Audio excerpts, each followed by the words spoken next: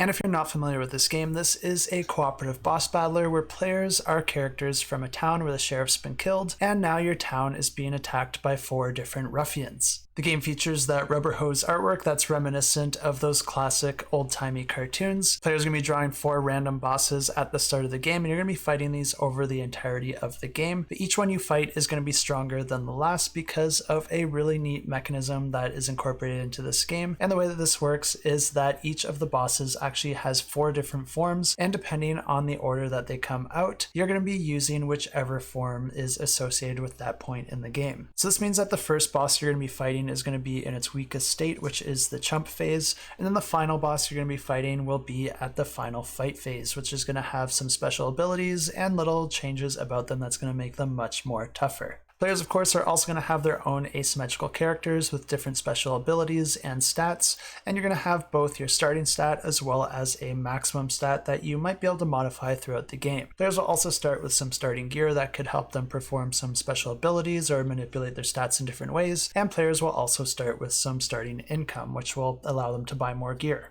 And of course, the game plays over 4 rounds, with each round being dedicated to one of the 4 bosses, and each of the rounds is also broken into 2 phases. There's the town phase, and then there is the fight phase. During the town phase, players are going to be drawing up to a hand of 3 feat cards, and the feat cards are just going to be different objectives that players are going to be trying to complete over the course of the round. And if you're able to complete that objective, that's going to gain you some points as well as some income that you could use for the following round, or instead of income, it could also gain you upgrades in your different stats. Players also draw an event card which can have some game-changing effects, but these event cards can also be secret effects that can grant you a special ability or reaction to an event that might happen in the game later. And after those cards have been drawn, players are just going to be taking turns spending their money and buying new gear cards from the shared market, while optionally selling any of the gear cards that they might have already. And that's all there is for the town phase. Not a super complicated game, but it's also one of the reasons why I'm so interested in this one, because the special abilities between all the different characters and the different ways you're going to manipulate those in conjunction with your different gear cards, as well as the excitement of the different event cards, I think will add a ton of fun. And offering all of this with a low barrier to entry is something that's really exciting. But of course, all this excitement is going to be realized during the fight phase, where players will be revealing the next boss,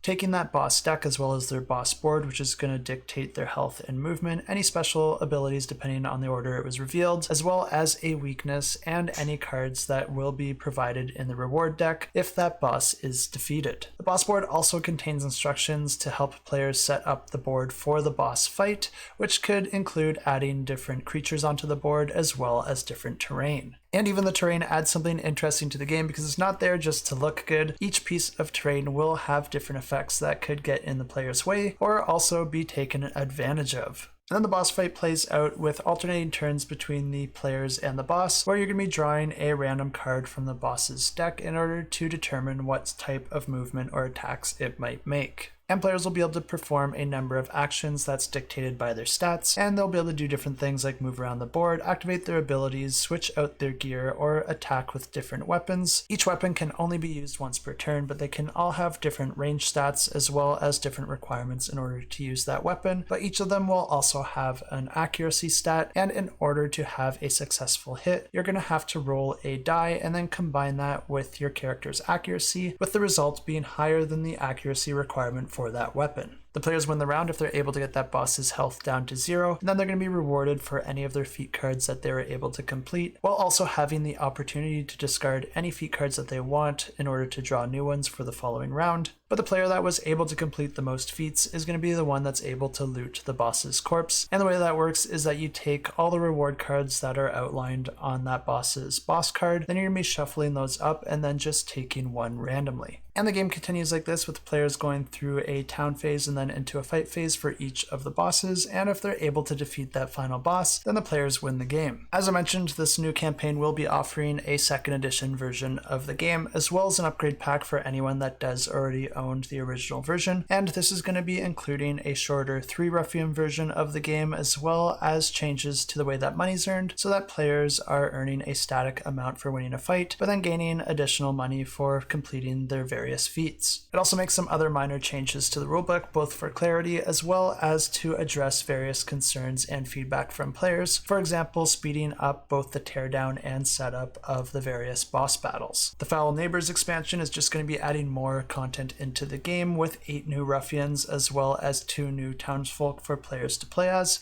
And then the Odd Jobs expansion is actually going to be adding some brand new mechanisms to the game, and in order to do this, you're actually going to be replacing your entire gear deck with a brand new one that's going to include roll tags on each of the different types of gear, and it will probably also include some new types of gear as well. And the way that this works is that these new gear cards are going to have different tags on them, and if any player is able to get 3 matching tags across their gear cards, it's going to make them an expert in that role. And this is going to allow that player to take that specific role card, which is going to grant that player with additional abilities and stats in addition to their character's existing abilities. But this expansion will also introduce broken gear and unlockable gear that players will have to meet different requirements in order to repair or discover, and that will actually be adding new gear cards into your deck that will be creating a bit of a story when they show up in a following game. And the final mechanism that the Odd Jobs expansion is going to be adding into the game is the concept of deployable terrain, where this will allow players to deploy terrain into that final boss fight so they're not just subject to the setup for that boss, and instead adding a bit of control as well as a little bit of variability, since deploying this terrain will essentially change that final boss fight. And I'm way more excited for this one to launch this time around than during the original campaign.